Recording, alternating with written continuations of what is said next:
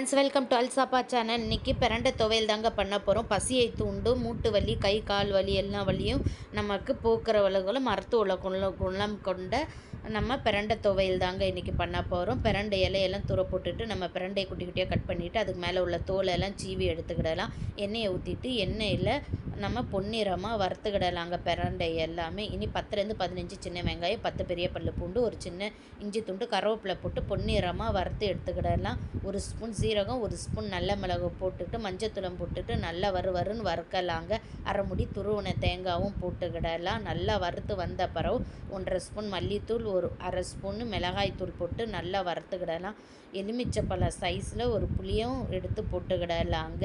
தேவையான அளவு உப்பு, பெருங்காயத்தூளும் போட்டு நல்லா வறுத்து எடுத்த அப்புறம் ஆற வச்சு நம்ம மிக்ஸி ஜாரில் கொஞ்சம் போல் தண்ணியை ஊற்றி அரைச்சி எடுத்துட்டா சுவையான பிரண்டை துவையல் ரெடி. இந்த வீடியோ பிடிச்சிருந்தா மறக்காமல் லைக் பண்ணி சப்ஸ்கிரைப்